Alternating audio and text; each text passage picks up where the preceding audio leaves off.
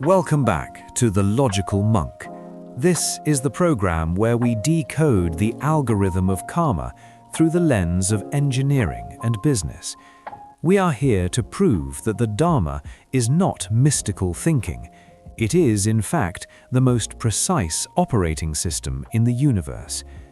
I imagine right now some of you are clenching your fists.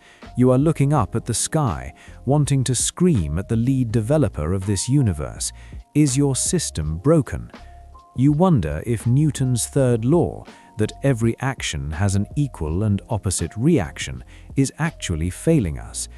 Because if the physics of karma are real, why do we constantly see corrupt individuals, corporate fraudsters, and grey market businessmen thriving? They drive luxury sports cars and sleep in five-star penthouses.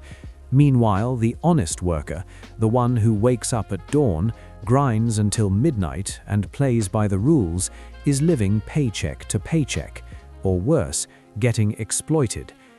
If we look at this through the daily dashboard of life, the graph looks entirely corrupted.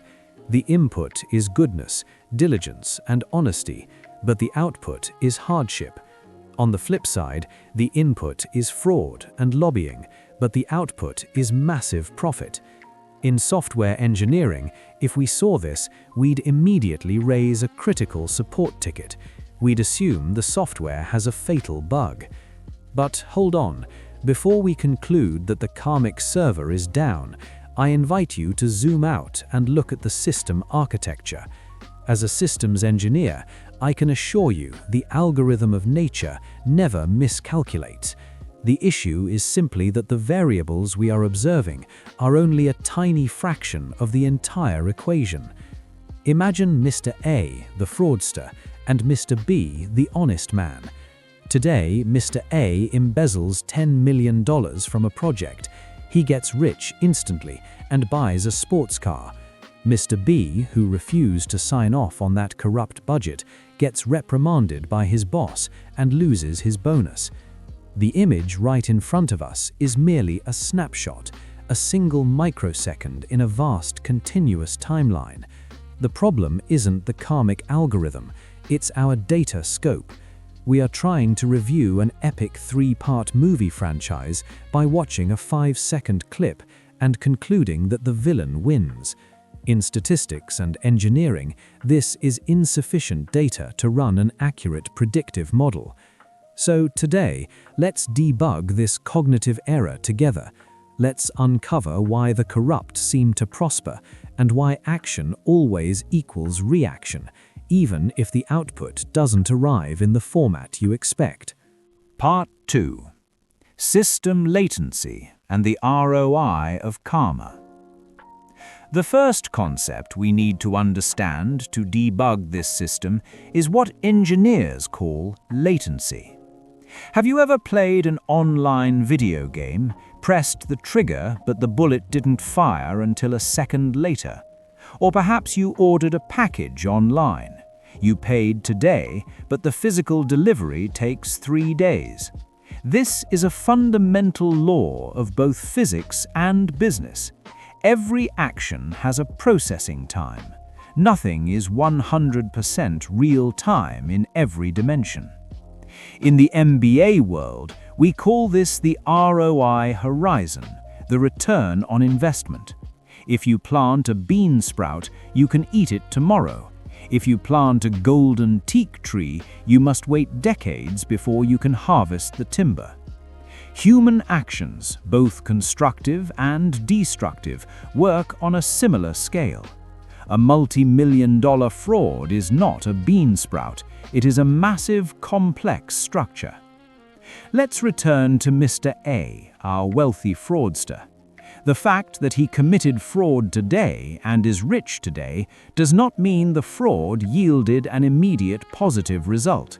His current wealth is actually the output of his legacy capital, the resources and goodwill he accumulated in the past. It's like having a massive balance in his karmic bank account. He gets away with his crimes smoothly because his historical performance graph is still peaking. It's like the momentum of a speeding car. Even if you slam on the brakes or steer towards a cliff right now, the sheer kinetic energy will carry the car forward for quite some time. Meanwhile, Mr. B, the honest man who is currently struggling, is in the processing phase. The positive inputs he is typing into the system today require computational time. The universe is allocating the right circumstances, the right people, and the right opportunities to match the frequency of his integrity. The greatest illusion we face is timing. We mistakenly pair the action of today with the reaction of today. Technically speaking, Mr. A's wealth is the result of his past, while his current fraud is the code that will execute his future downfall. Once you understand system latency, you stop feeling bitter about your fate. You realize no one escapes the momentum they generate. The invoice isn't lost, it just hasn't arrived in the mail yet. Part 3. Technical Debt and the Karmic Credit Line. Now, let's drill down a bit deeper. What if Mr. A has been cheating for 10 years and his life graph is still trending upward?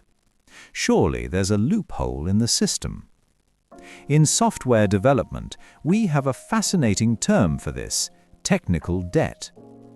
Technical debt occurs when developers write rushed, messy code just to launch a product quickly. On the surface, the app looks beautiful. The UI is smooth and the user experience feels flawless.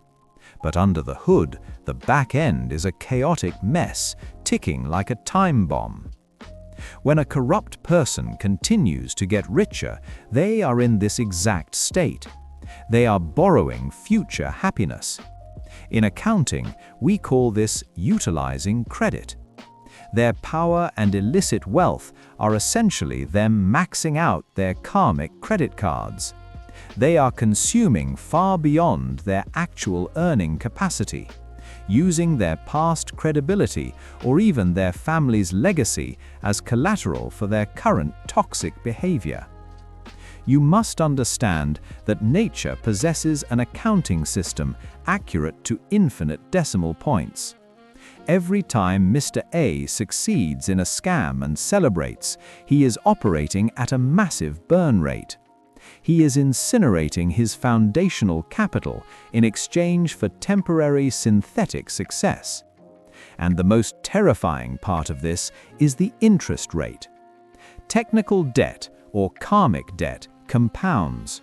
The longer he lives in luxury while his internal architecture rots, the more astronomical the interest becomes. When the system finally crashes, and it will, the collapse is catastrophic. This is why we so often read the news of a billionaire going bankrupt overnight, a powerful politician struck by an unexplainable illness, or a dynasty fracturing beyond repair. These are not coincidences. This is the due date. This is the universe executing an auto-debit. Therefore, when you see a corrupt person thriving, do not envy them. Look at them through the eyes of a risk manager. They are holding highly volatile, high-risk assets. They are accumulating a mountain of bad debt that no amount of refinancing can fix. When you view it this way, you might even feel a sense of pity, because you know mathematically that a graph surging upward with zero foundational support will always result in the most devastating crash. Let us move to the fourth point. In a rigorous scientific experiment, if you input the exact same chemical compound but yield a different result, a scientist doesn't throw a tantrum and declare the laws of physics broken. Instead, they immediately hypothesize the presence of a hidden variable, an unseen factor at play.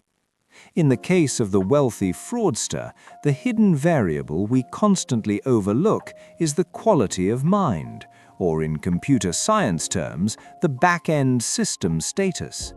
What we see, the luxury cars, the grand estates, the bespoke suits, that is merely the user interface, UI. It is the front-end display, meticulously designed to look flawless and evoke envy.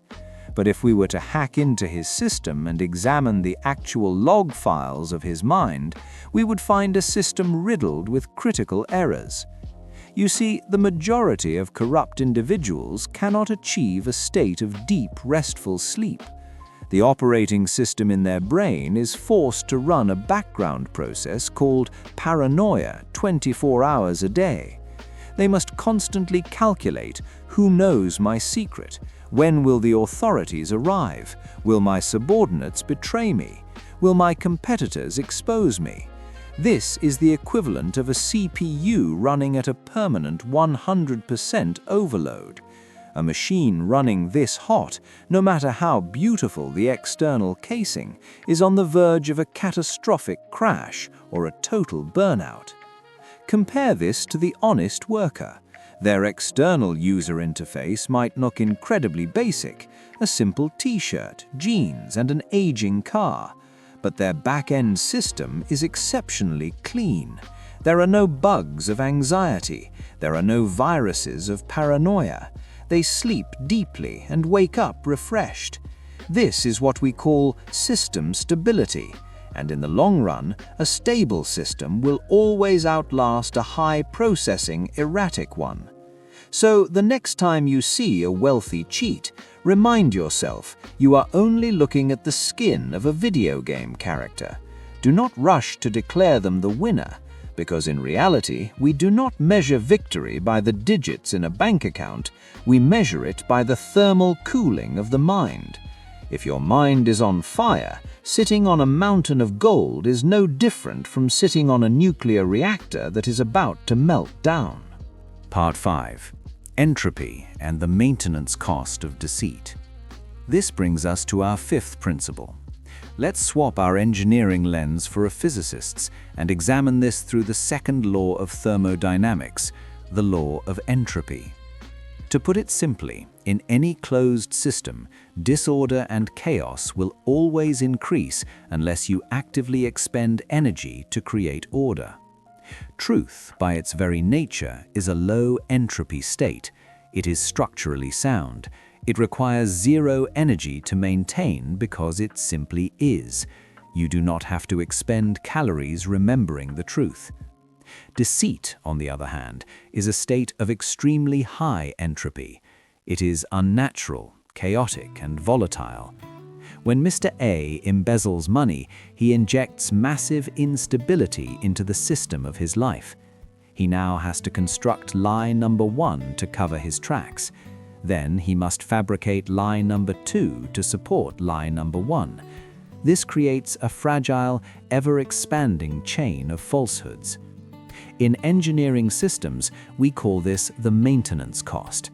The larger the fraud, the more complex and brittle the architecture of the lie becomes. He must burn a colossal amount of life energy, time, and money simply paying bribes, silencing witnesses, and managing PR to prop up this unnatural structure and stop it from collapsing on his head. Ask yourself, is a life where 80 to 90% of your energy is spent guarding secrets and watching your back truly successful?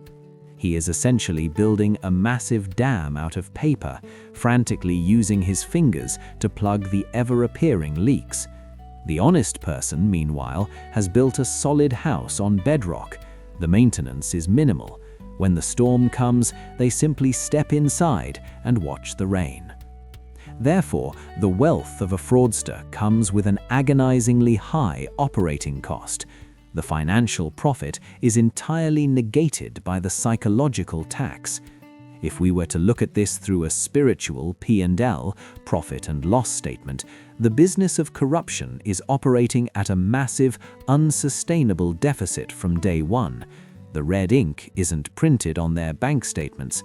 It is etched into the tense lines on their faces and the restless exhaustion in their eyes. Part 6. Probability and the law of large numbers. If you are still sitting there thinking, "But Monk, they are still rich and they look perfectly happy," allow me to welcome you to the realm of statistics and probability. Have you ever heard the casino adage, "The house always wins"? A corrupt individual is essentially a gambler riding a lucky streak. They might win 10, even 100 hands in a row, making them appear practically invincible, as if they have bypassed the system entirely. But in mathematics, we have an unbreakable principle known as the law of large numbers. This law dictates that the more you repeat an experiment, the closer your average results will converge to the true expected value. Fraud is the equivalent of walking a tightrope with an exceptionally high risk profile. Let us assume they have a 99% chance of getting away with it and only a 1% chance of getting caught. Sounds like highly favorable odds, doesn't it? However, if they commit fraud repeatedly, day after day, the probability of not getting caught does not remain safely at 99%. As the frequency of the action increases, the risk of a fatal failure compounds exponentially. Eventually, as the sample size grows, the probability of catastrophic failure approaches 100%. No one can cheat indefinitely without a single misstep, because humans are not flawless machines, and the Karmic algorithm records data down to the exact pixel. But the most terrifying variable for the fraudster is not getting caught little by little. It is what economists call a black swan event. A black swan is a highly improbable, unpredictable outlier event that, when it strikes, causes massive structural damage. Accumulating bad karma is like hoarding dynamite under your office chair. It hasn't detonated today, but the moment a single spark flies, perhaps a betrayed accomplice or a single leaked document, the resulting blast will obliterate everything they have built, leaving zero salvage value. So do not envy the man walking the tightrope on top of a skyscraper. He may look down on us now, but he is fighting a war against gravity and statistical probability, a war no one has ever won. Our job is to stand firmly on solid ground and wait for the probability curve to execute its natural mathematical function. Part 7. The Karmic Bubble and Intrinsic Valuation. Moving on to Part 7. Let us put on our financial analyst hats and examine the fraudster's balance sheet. In the stock market, we are all familiar with the concept of a bubble. A bubble occurs when the price of an asset skyrockets far beyond its actual worth, driven purely by speculation, artificial manipulation, or hype. The core of the asset is entirely hollow. The life of a wealthy cheat is precisely that, a karmic bubble. What we observe, the sprawling mansion, the luxury vehicles, the prestigious title, that is merely their market price. It is the superficial valuation society assigns to them at this specific moment. But the Dharma, or the law of nature, does not care about market hype. It evaluates based strictly on intrinsic value. Assets acquired through corruption are essentially toxic assets. They are essentially financial garbage wrapped in gold foil. On the surface, they appear immensely valuable, but the moment an audit is triggered, and make no mistake, nature always sends an audit team, whether in the form of a sudden severe illness, a fatal accident, or the complete fracture of a family, the valuation of those assets is immediately written down to zero, or even a negative balance. The cognitive error most of us make is that we look solely at price and ignore value. We feel resentful, asking, "Why is his price so high?" while forgetting that his intrinsic value has completely tanked. Wealth generated outside of right livelihood or honest labor is highly volatile. It is like a corporation aggressively cooking its books to deceive investors. The moment the truth is exposed, the stock plummets to the floor, and they are forcefully delisted from the exchange of life. Conversely, if you are an honest individual, your accumulation of wealth may be slower, but the assets you hold are real assets. They possess inherent intrinsic value. You never have to fear an auditor knocking on your door. You never have to fear the bubble bursting, because your life is built on a concrete foundation. Authentic assets withstand fire and impact. Fake assets melt at the slightest application of heat. Part 8. Unstable equilibrium and potential energy. Let us shift our perspective to mechanical engineering for a moment. In this 8th segment, I want you to consider the concept of equilibrium. Imagine two spheres, one resting at the bottom of a deep basin and another balanced precariously on the tip of a sharp mountain peak. Both are currently stationary. Both are in a state of zero motion, but their structural realities are vastly different. The sphere at the bottom of the basin is in a state of stable equilibrium. If you push it, it simply rolls back to its original resting place. This is the life of an honest person. They might appear to be at the bottom, living a grounded, unflashy existence, but their foundation is incredibly secure. When they fall, they recover quickly. They possess a natural resistance to life's friction. Now look at the sphere on the mountain peak. This is the life of the corrupt individual. They appear to be at the top. They have the best view and seem superior to everyone else, but maintaining that position requires an exhausting, continuous expenditure of energy, what engineers call active stabilization. In physics, the higher an object is elevated against gravity, the greater its gravitational potential energy, EP equals mgh. They are hoarding massive amounts of unstable energy.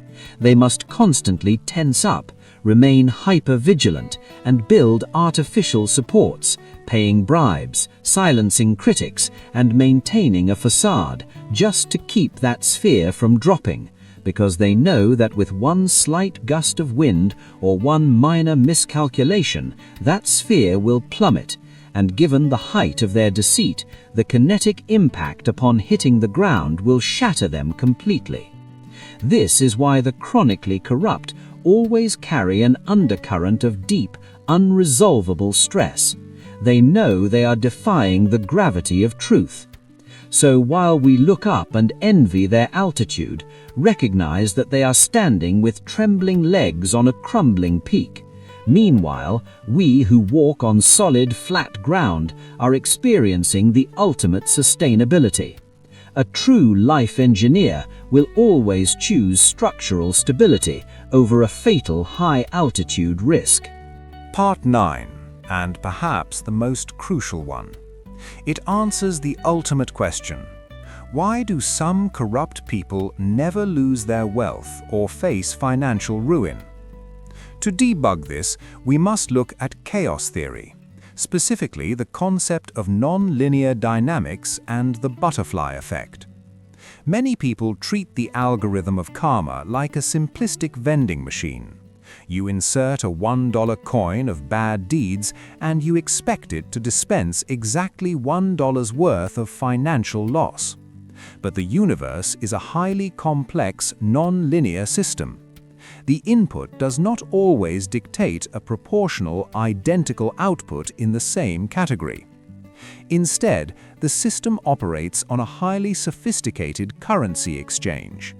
Sometimes the action is financial fraud, gaining illicit money, but the reaction is not necessarily financial ruin. The universe might exchange that currency into something else entirely, say a currency of health. They might possess boundless wealth, but they are forced to spend every penny fighting an incurable, agonizing disease. Or the system might exchange it for the currency of relationships. They can afford a multi-million-dollar bed, but they cannot buy a single night of peace, nor a genuine partner to sleep beside them. or perhaps their heirs squander the empire, tearing the family apart in vicious lawsuits. This is the non-linear execution of karma. You input a dark variable and the output mutates. It emerges as terminal cancer, relentless legal battles, or sheer psychological collapse. If we were to calculate the true physiological and emotional damage of these outputs, the cost is exponentially higher than the money they originally stole. Therefore, do not simply look at a corrupt person's bank statement and conclude that they have escaped the system. You must audit their total quality of life. The karmic algorithm is actively debiting their account using a currency you cannot see. And trust me, the exchange rate in this market is ruthlessly accurate. No one truly profits from this trade. We're simply not given access to their full trading dashboard. Part 10. The long game and the compound effect of integrity. Let us bring this debugging session to a close. For our final point, I want you to view this entire system through the lens of the long game. In business school, we study countless case studies of corporations that achieved explosive hyper-growth through unethical practices, cooking the books, or artificially inflating stock prices. Ultimately, these companies didn't just go bankrupt, they were entirely erased from the corporate map. They were permanently delisted. The fraudster who gets rich quick is the equivalent of a manipulated stock showing a terrifyingly steep upward trend. The system is in a dangerously overheated state. In engineering, when a system is pushed beyond its maximum load capacity without a foundational support structure, it inevitably results in structural failure. We are not talking about a minor crack in the wall. We are talking about the total catastrophic collapse of the building. Conversely, the individual who acts with integrity and honesty is the ultimate value investor. In the beginning, your life's graph might look flat, predictable, perhaps even a bit boring, like a tortoise moving at a steady crawl. But what you are actually doing is harnessing the eighth wonder of the world, the compound effect. The good deeds you perform today might seem insignificant, but they are compounding in the bank of karma. Over time, your graph will begin to curve upward exponentially. Y equals A times 1 plus R to the power X. The trust and credibility you accumulate will forge an unbreakable brand that no competitor can replicate. When a crisis hits, you will survive because you have the ultimate protective shielding, true allies, and a tranquil mind. So, the definitive answer to the question, why do corrupt people get rich, is simply this: they are taking an early withdrawal from their own impending catastrophe. The operating system of this universe is, and always has been, perfectly stable and flawlessly just. Action remains equal to reaction. The only variable separating the two sides of the equation is the delta of time. I urge you to trust the algorithm of goodness that you are writing into the source code of your life every single day. Do not be distracted by the bugs or errors in someone else's programming. Do not let the synthetic wealth of a fraudster corrupt your own logical processing. Because in the end, when the universe finally runs the ultimate compilation of our lives, the fraudster's monitor will inevitably flash the blue screen of death. But your screen will simply read "Execution successful," a state of perfect stability both in the material world and within the mind. Thank you for sharing your bandwidth with me today. May you find joy in programming a life well lived. If you found value in this system analysis, please hit the like button, subscribe, and turn on notifications so you don't miss our future deep dives here on The Logical Monk. Thank you immensely for your time and attention.